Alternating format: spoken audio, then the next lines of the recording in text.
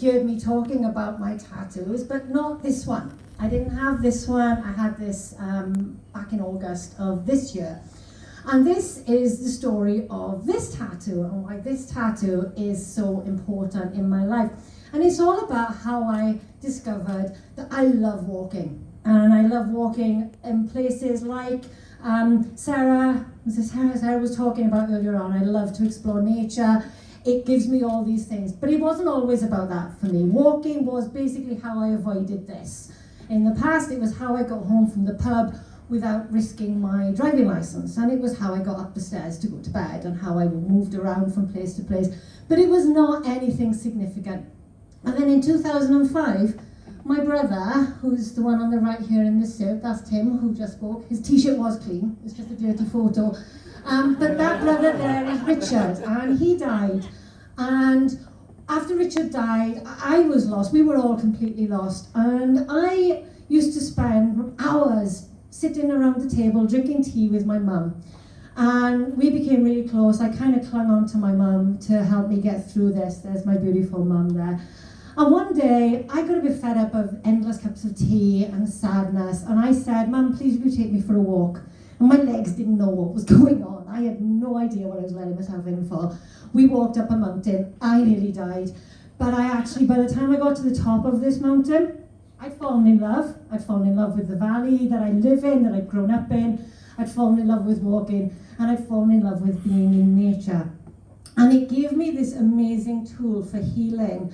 And it became my bereavement therapy. It became the thing I did when I was feeling so overwhelmed and so kind of crushed by life that I didn't know what else to do. I would go out onto the mountains, and I would scream, and I would cry, and I would talk to myself. I would do all sorts of things just to get out of my head and into my body. And this led to me becoming a bit more aware of my body, and led to me ultimately becoming a yoga teacher, which led me down a whole other path, which if you heard my first talk, you'd know about. And I just became really passionate about being out in nature. It is such a powerful way to heal, to connect to yourself, to connect to your emotions, and it led me to some amazing adventures. So my love of walking fused with this urge I had to do lots of fundraising for various charities inspired by losing my brother.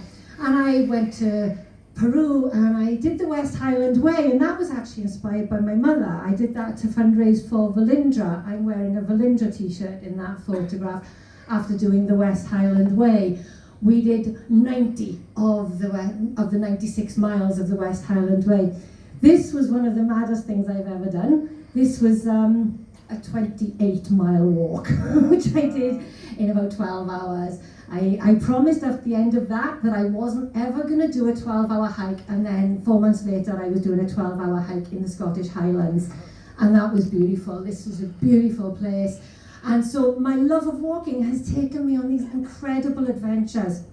And I've seen some beautiful places, and I've got to have beautiful moments with people I love. So that's my youngest son, Marcus. He is a very reluctant walker, but occasionally I can drag him out onto the mountains. And we have some beautiful times together when he comes with me. I walk a lot with my mum. She is one of my favourite walking buddies. And this is Jane, who is sitting over there. So Jane is another passionate walker. Jane puts me to shame with the things that she does. One of the things that I love about walking is you have amazing conversations with people. These people here, I hadn't seen them for 10 years, and we went out walking together in the summer, and it was like as if we'd only seen each other the day before. It's just so easy to connect to people.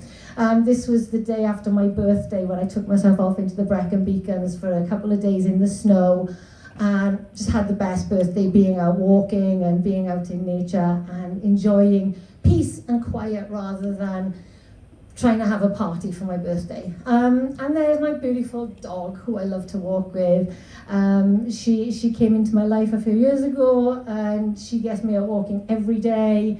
And it's just, if you are looking for a way to feel good about yourself, to feel good physically, to feel good mentally, get yourself up onto a mountain and just take some of those deep breaths that was talked about earlier on. Breathe deeply, breathe in that air, And I promise you, no matter what the weather, no matter what is going on in your life, if you get out into nature, walk for a few miles, you're going to feel better at the end of it. And there has not been one day when I've gone out for a walk and come back wishing I hadn't gone for a walk. So get out and go for a good walk. Thank you very much.